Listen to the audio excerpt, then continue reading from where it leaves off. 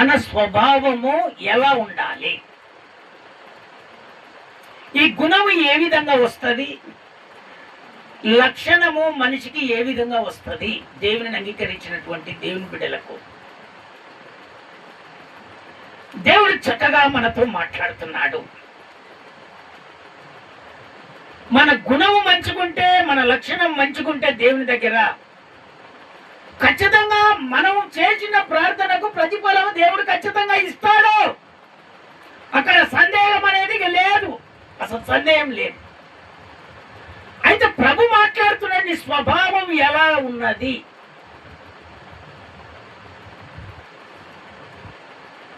దేవుని దగ్గర మన స్వభావము ఎలా ఉంటే మనం మేలు పొందుకుంటాం. చదువుతారా, మాట చదువుతారా? 1 పేతురుకు రాసిన పత్రిక 5వ అధ్యాయము 6వ వచనములో చక్కగా దేవుడు మాట్లాడుతున్నాడు. 1 పేతురు రాసిన పత్రిక 5వ అధ్యాయము 6వ వచనం. 1 పేతురుకు రాసిన పత్రిక, దేవుడు తగిన సమయమందు మిమ్మును హెచ్చించునట్లు ఆయన బలిష్టమైన చేతి కింద దీన మనసులై ఉండాలి. అక్కడ చెప్తున్నటువంటి మాట, దేవుడు మీ స్వభావము దేవునికి ఆ మాదిరిగా ఉంటే ఖచ్చితంగా దేవుని దగ్గర మీరు మేలు పొందుకుంటారని దేవుడు చక్కగా చెప్తున్నటువంటి మాట. బలమైన చేతి కింద దీన మనస్కులై ఉండుడి, ఖచ్చితంగా మీరు మేలు పొందుకుంటారని చెప్తున్నాడు దేవుడు. కొంతమంది ఆ బలిష్టమైనటువంటి చేతుల కింద ఉంటారు, కానీ దీన మనసు ఉండదు. ఏమా దేవుని నమ్ముకున్నావంటే నమ్ముకున్నావు, ప్రార్థనకి వెళ్ళావంటే ప్రార్థనకి వెళ్ళాను, ఏం చెప్పాడమంటే చెప్పాడు. అరే ఏం చెప్పాడమ్మా, అయ్యో అని కొంతమంది నెత్తిగోపుతారు. స్తోత్రం చెప్తారా ఒకసారి గట్టిగా? దేవుని బిడ్డలారా, ఎప్పుడైతే దీనత్వము కలిగి దేవుని వాక్యాన్ని వింటావో ఆ వాక్యము ఖచ్చితంగా తన హృదయంలో పడుతుంది. మాట్లాడేది మనుషులు కాదు, మాట్లాడేది దేవుడు గనక, దేవుని వాక్యము గనక ఆ వాక్యాన్ని దీనత్వముతో ఎప్పుడైతే నువ్వు వింటావో ఆ వాక్యాన్ని బట్టి దేవుడు నీకు మేలు చేయటం మొదలు పెడతాడు. ఆ వాక్యము ద్వారానే నీ స్వభావం మారిపోతుంది. దీనత్వం అనగా అక్కడ చెప్తున్నటువంటి మాట, దీనత్వం అనగా వినయము కలిగి ఉండటము, దేవుని చిత్తానికి లోబడటము,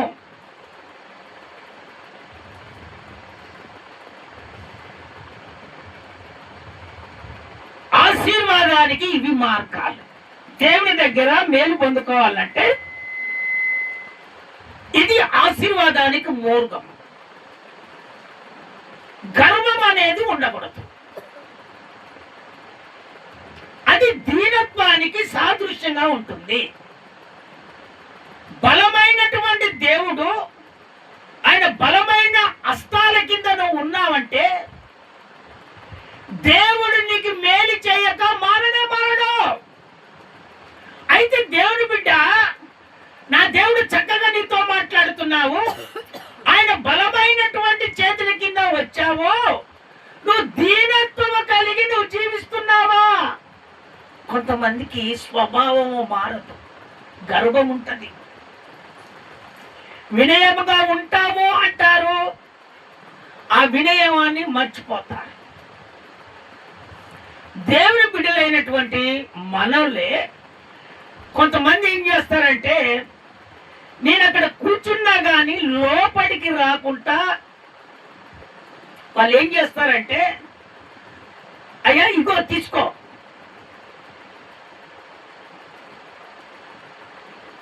అయ్యా ఇది నీకు కావాలన్నా వద్దా. జాగ్రత్తగా దేవుని వాక్యము వినాలి. ఒక దైవజనుడి ద్వారా నువ్వు మాట్లాడుతున్నప్పుడు నీలో ఉన్న దీనత్వము ఉన్నదా?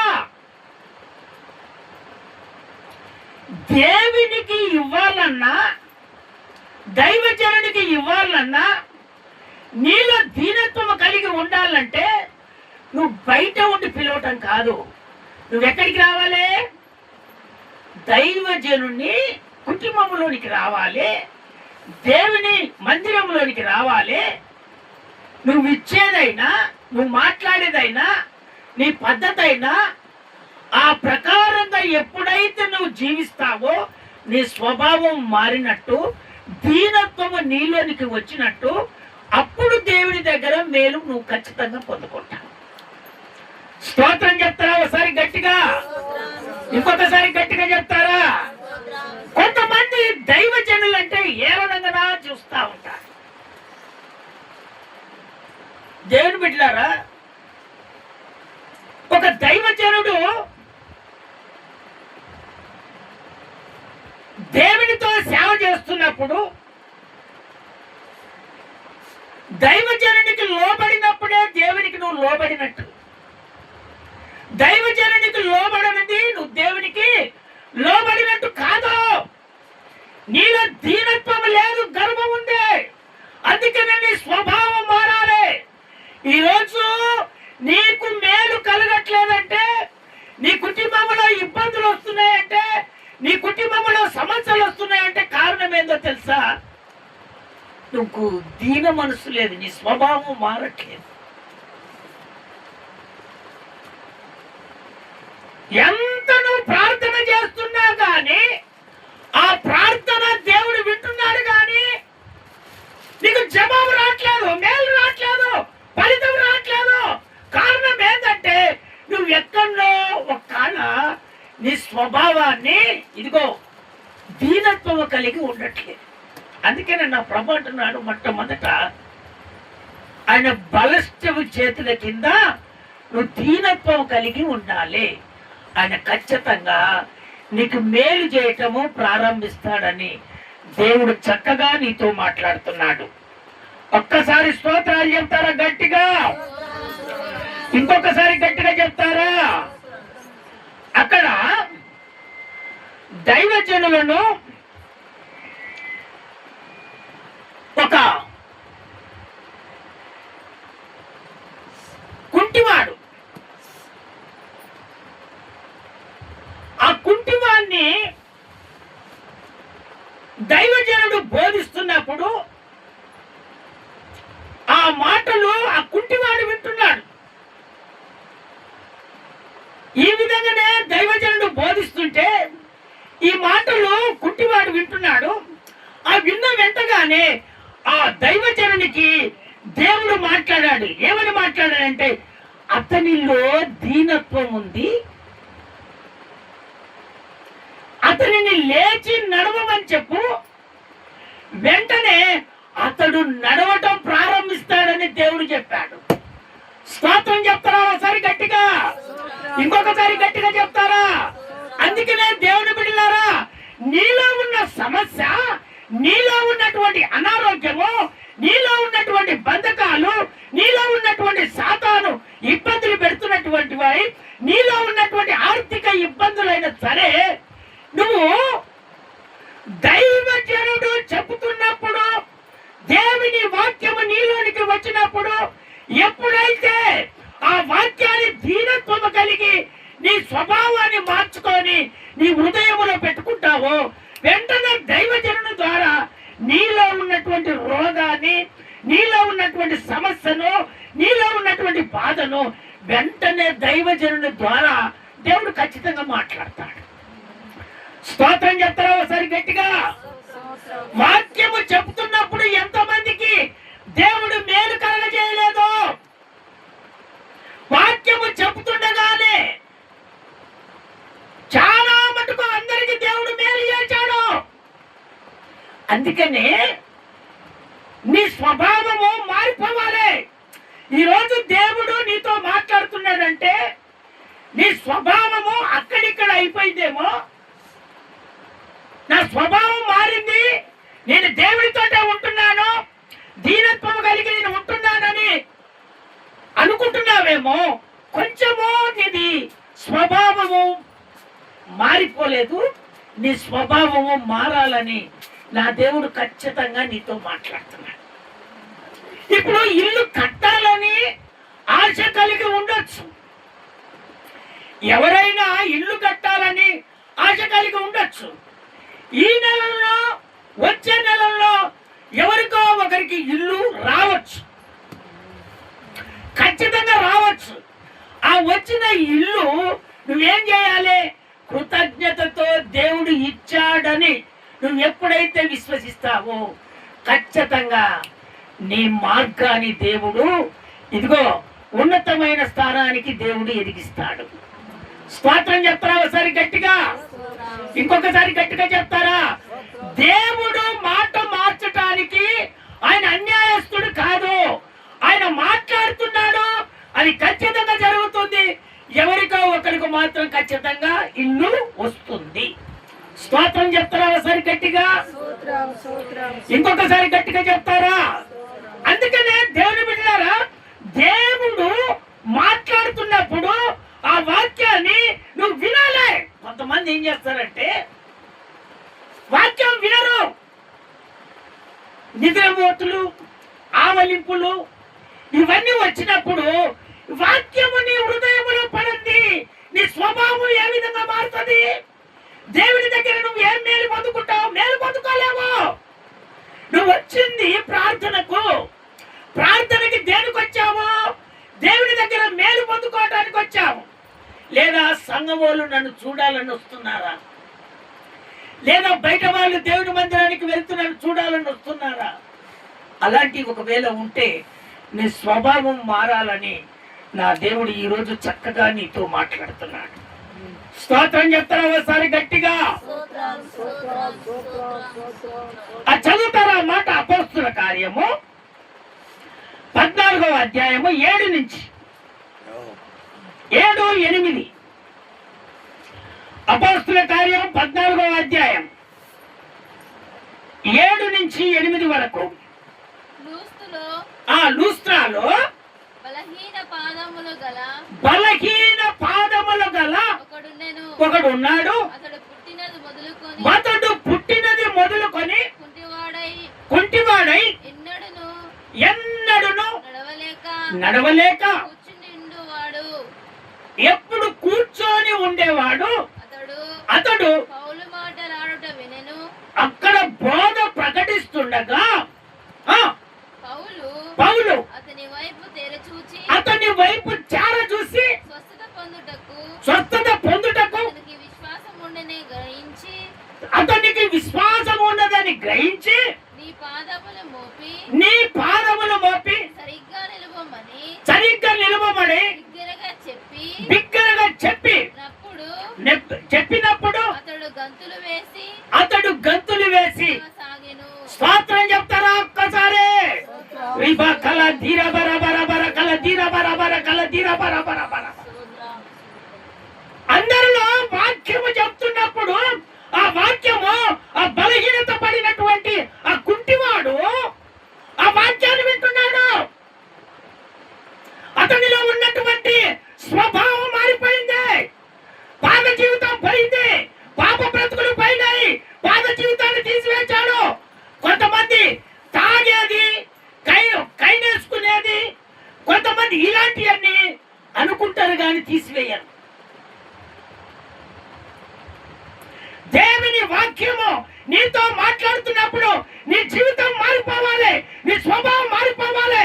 దేవునితో నీకు అనుబంధము కలిగి ఎప్పుడైతే నువ్వు ఉంటావో దైవజనుని ద్వారా దేవుడు ఖచ్చితంగా మాట్లాడతాడో నీకు ఖచ్చితంగా మేలు చేస్తాడు.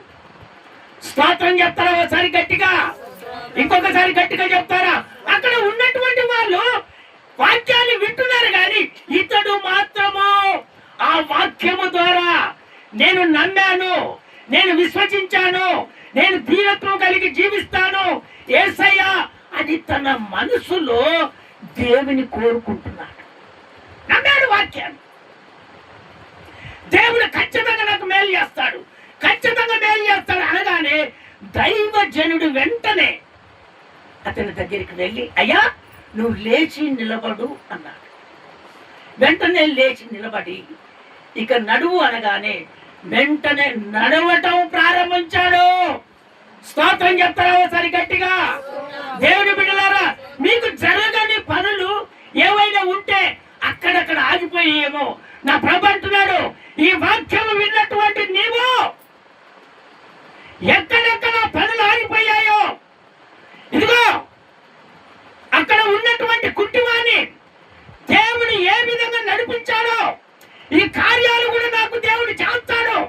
నా స్వభావం మారలేదు అయ్యా, ఈ రోజు నుంచి నా స్వభావం మారిపోతుంది, నేను దీనత్వం కలిగి జీవిస్తాను, నీ బలమైన చేతి కింద నేను దీనత్వం కలిగి జీవిస్తానని ఎప్పుడైతే తన హృదయంలో ఆ ఆలోచన ఎప్పుడైతే నీకు కలుగుతుందో నా దేవుడు ఖచ్చితంగా ఆ కార్యాన్ని ఖచ్చితంగా నా దేవుడు చేశాడు. అక్కడ సందేహం లేదు. ఇక్కడే స్తోత్రం చెప్తారా ఒకసారి గట్టిగా? ఇంకొకసారి గట్టిగా చెప్తారా? అతడు అక్కడ ఆ కుంటివాడిని స్వస్థత దేవుడు చేసిన తర్వాత ఈ పౌలు గారిని ఏం చేస్తున్నారు, ఈ బర్నబా గారిని ఏం చేస్తున్నారు?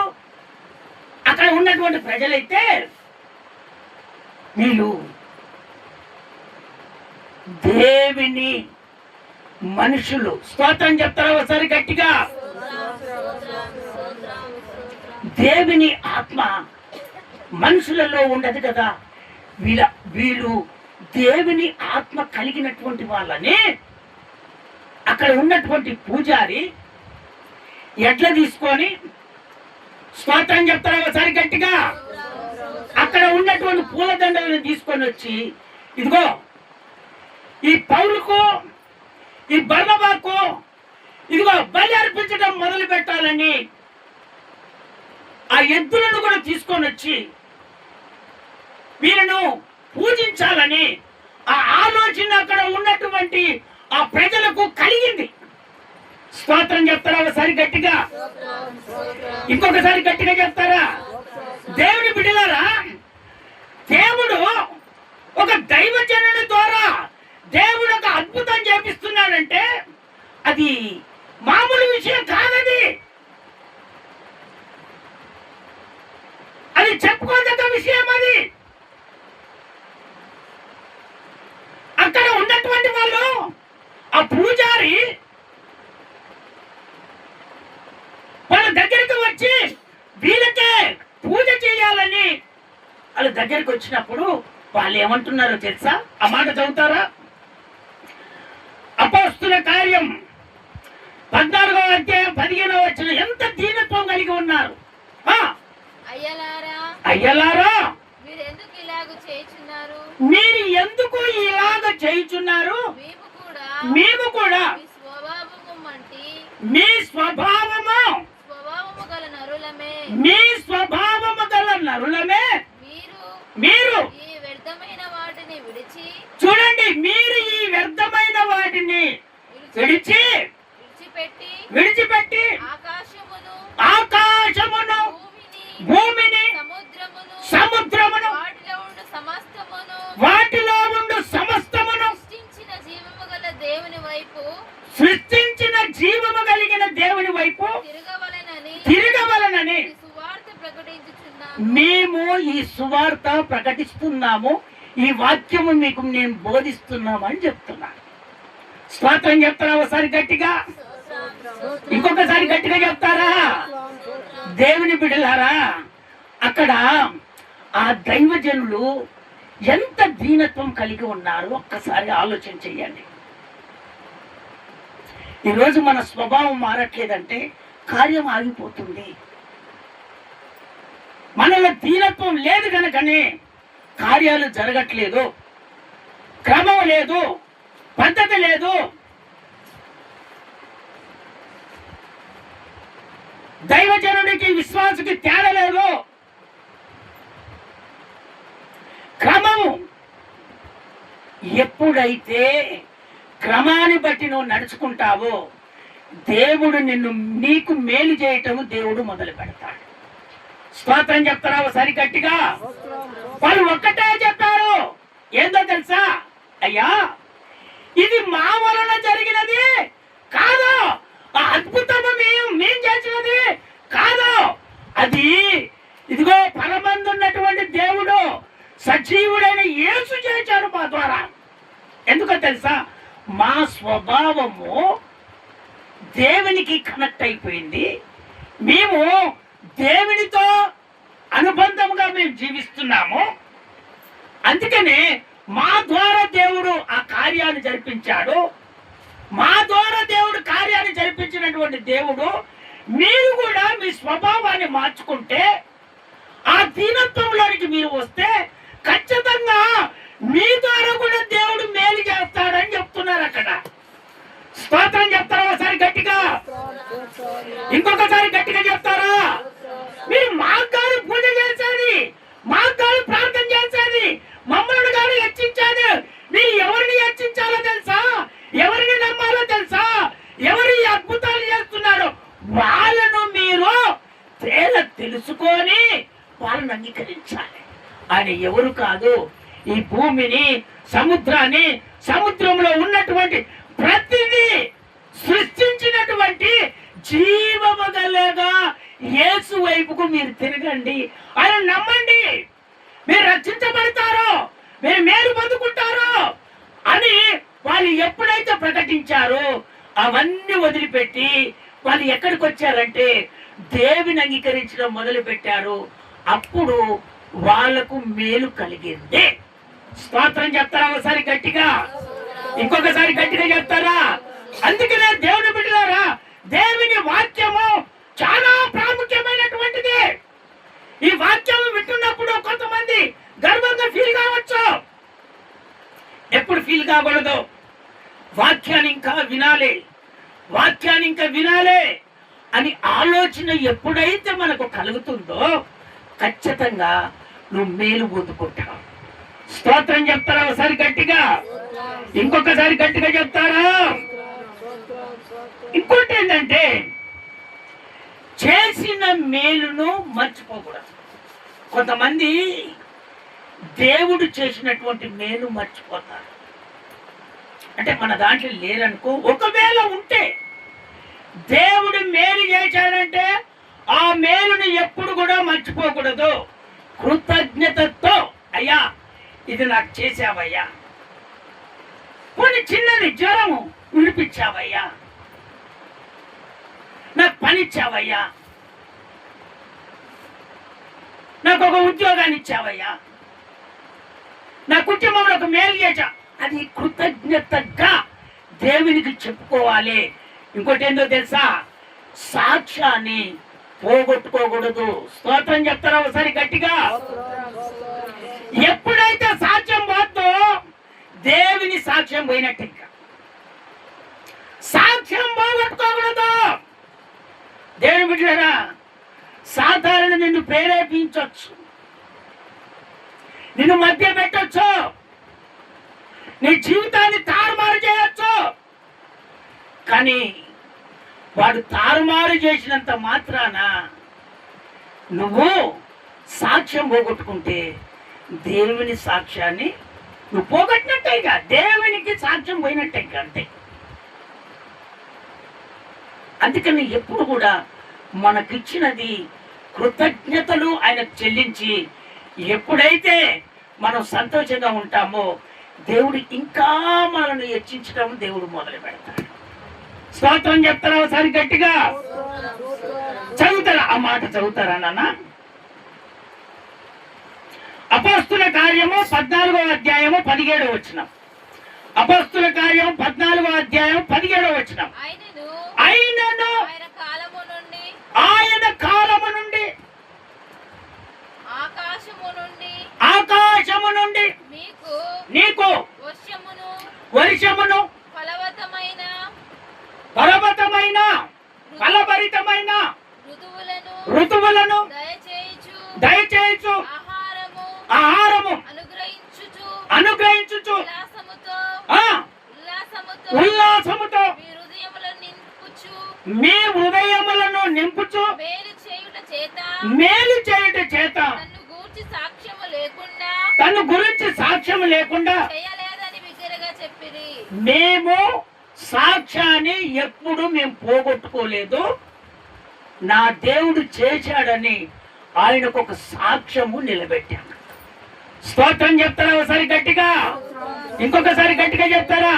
దేవుని బిడ్డలారా, ఎప్పుడైతే నువ్వు సాక్ష్యం పోగొట్టుకోకుండా నువ్వు ఖచ్చితంగా నువ్వు ఉంటావో, ఈ భూమి మీద ఏది కావాలో ఏది అనుభవించాలని నువ్వు ఆశపడుతున్నావో అది దేవుడు సమృద్ధిగా నీకు కలుగజేస్తాడు.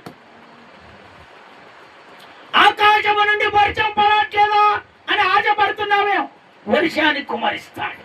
పంట పైరు నీకు పండట్లేదేమో, పంట పైరును పండిస్తాడు.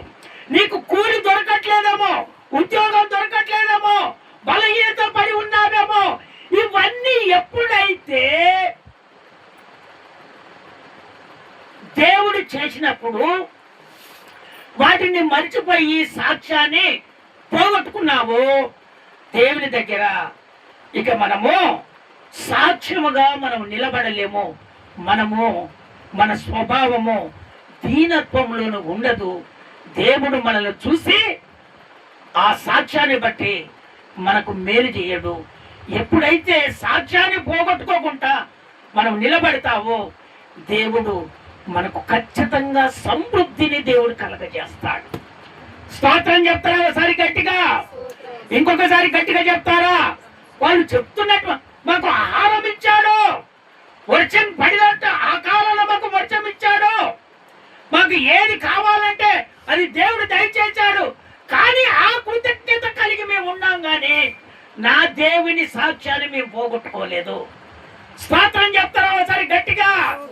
ఇంకొకసారి గట్టిగా చెప్తారా?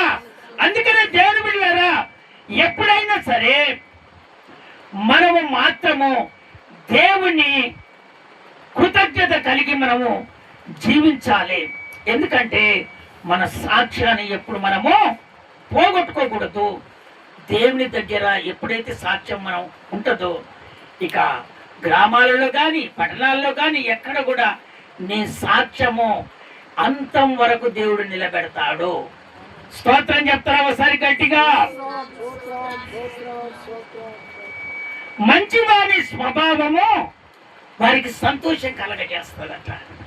కొంతమంది స్వభావం మంచితనం ఉంటుంది. ఆ మంచితనం అంట సంతోషాన్ని దేవుడిస్తాడట. ఆ మంచితనాన్ని బట్టి అతనికి సంతోషం కలుగుతుందట. చదువుతారా మాట? సామెతల పుస్తకం 14వ అధ్యాయం 14వ వచనం. సామెతల పుస్తకము 14వ అధ్యాయం 14వ వచనం. సామెతల పుస్తకము 14వ అధ్యాయం 14వ వచనం. భక్తి విడిచిన వాణ్ణి భక్తి విడిచిన వాణ్ణి మార్గములు వానికి వెక్కసమగును. మంచివాని స్వభావము వానికి సంతోషం కలగజేస్తుంది. మళ్ళీ రిపీట్ చేస్తామని ఒక్కోసారి అన్నమాట. భక్తి విడిచిన వాని మార్గము వానికి ఎక్కసమైతది. మంచివాని స్వభావము వానికి సంతోషం ఇస్తుంది. మంచివానికి దేవుని ఆశీర్వాదం కలుగుతుంది. ఇప్పుడు భక్తిహీనునికి ఎక్కిసం అవుతుందట.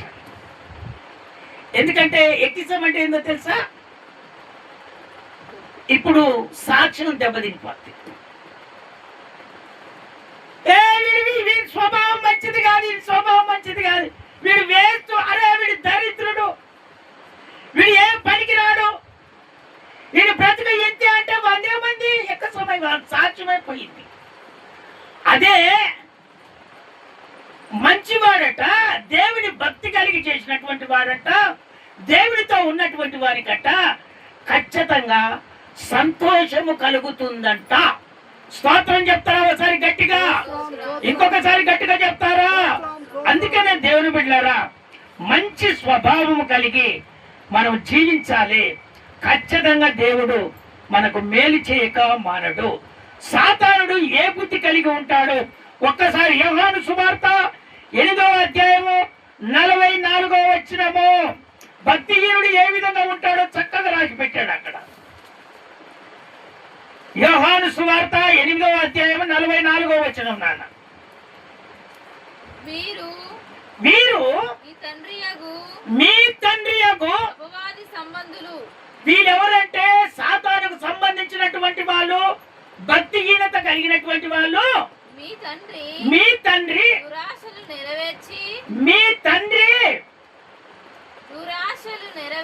దురాశలను నెరవేర్చి కోరుచున్నారు. ఆది నుండి వాడు నరహంతకుడై ఉండి సత్యమందు నిలిచినవాడు కాదు.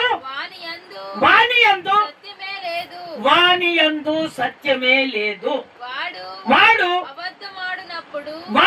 అబద్ధమాడినప్పుడు వాని స్వభావము అనుసరించి మాట్లాడతాడు. వీడు ఎవడంటే భక్తిహీనత కలిగినటువంటి వాడు.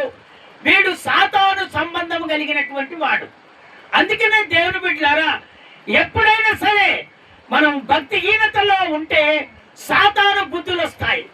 ఇప్పుడు వచ్చేది సాతాను బుద్ధులే. ఇప్పుడు వచ్చేదంతా సాతాను బుద్ధులే. ఈ సాతాను బుద్ధులు ఒక దగ్గర ఉండవు. మనుషులు మంచోలే, వాడు వెంటరైపోతాడు. ఎవడు? వాడు సాతానుడు. వీళ్ళు అపవాది సంబంధకులు, అపవాది తండ్రి కుమారులు. వీళ్ళు వాడు ఏ విధంగా ఆలోచన చేపిస్తే ఆ విధంగా నడుచుకుంటారు. వీళ్ళ పద్ధతి వాడు. అందుకనే అక్కడ చక్కగా చెప్తున్నటువంటి మాట, సాతాను సంబంధం కలిగినటువంటి వాడు. ఆ సాతానుడు ఆ తండ్రి ఏ విధంగా చెప్తాడో ఆ ప్రకారంగా నడుచుకుంటాడు. అందుకనే ఆ స్వభావం కలిగినటువంటి వాడు. అందుకనే అతని దగ్గర మేలు ఎప్పుడు పొందుకోలేడు. ఎప్పుడు పొందుకుంటాడంటే తన స్వభావాన్ని మార్చుకొని ఆ సాతాను బంధకాలు తీసివేసి, సాతాను మనసు తీసివేసి ఎప్పుడైతే జీవిస్తాడో ఖచ్చితంగా దేవుని దగ్గర మేలు ఖచ్చితంగా పొందుకుంటారు. స్తోత్రం చెప్తారా ఒకసారి గట్టిగా? ఇంకొకసారి గట్టిగా చెప్తారా? అందుకనే దేవుని బిడ్డలారా, సాతాను సంబంధము కలిగి ఎప్పుడైతే జీవిస్తారో వాళ్ళు భక్తిహీనత కలిగినటువంటి వారు. స్తోత్రం చెప్తారా ఒకసారి గట్టిగా? ఇంకొకసారి గట్టిగా చెప్తారా? అందుకనే దేవుని బిడ్డలారా, మనము ఎప్పుడైనా సరే మంచి స్వభావం కలిగి జీవించాలి గాని భక్తిహీనత కలిగి మనం ఎప్పుడూ జీవించకూడదని దేవుడు చక్కగా మనతో మాట్లాడుతున్నాడు. అదే మాదిరిగా రోమా పుస్తకము 11వ అధ్యాయము 14వ వచనం ఒకసారి చదివి వినిపిస్తారా? 11వ అధ్యాయము 14వ వచనం. రోమా పుస్తకము 11వ అధ్యాయము 14వ వచనం.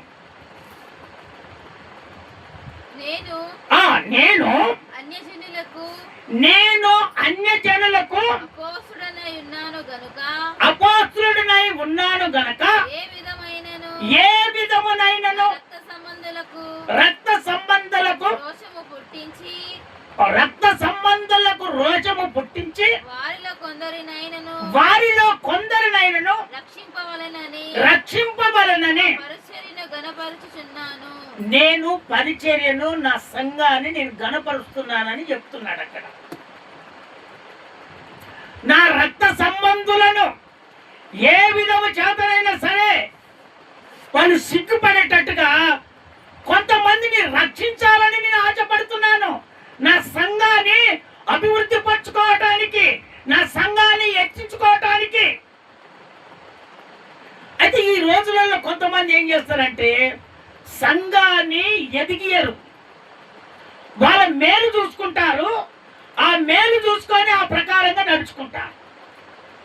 కానీ సంఘాన్ని పెంపొందించుకునే గుణము ఎవరి దగ్గర ఉంటుందంటే వీళ్ళు మంచి మనసుగా కలిగినటువంటి వారి దగ్గర ఉంటుంది. ఆయన అక్కడ చెప్తున్నటువంటి మాట నేనైతే మా రక్త సంబంధులకు సిగ్గు కలిగి కొంతమందినైనా నేను రక్షించి సంఘాన్ని పరిచర్యను అభివృద్ధి పరచాలని నా విశ్వాసము. అందుకనే దేవుని బిడ్డలారా, సంఘానికి కొంతమందిని దేవుని సన్నిధికి నడిపించే వారిగా మనం ఉండాలి. కానీ దేవుని దగ్గర మేలు పొందుకొని మనం ఇంటి దగ్గరనే పడున్నాము అంటే అది మనము కాదు చూసేది, అది దేవుడు చూస్తాడు. కనుక మన కార్యాలు ఎప్పటికీ దేవుడు జరిపించాడు. స్తోత్రం చెప్తారా ఒకసారి గట్టిగా, ఇంకొకసారి గట్టిగా చెప్తారా? అందుకనే ఏ విధము చేతనైనా ఒక మనిషిని మనము రక్షించాలి. మన రక్త సంబంధి గాని అన్య జనులే గాని ఎవరైనా సరే ఒక ఆత్మను రక్షించి సంఘములో ఎప్పుడైతే నువ్వు నిలబెడతావో నిన్ను మనుషులు కాదు చూసేది, నిన్ను దేవుడు చూస్తాడు.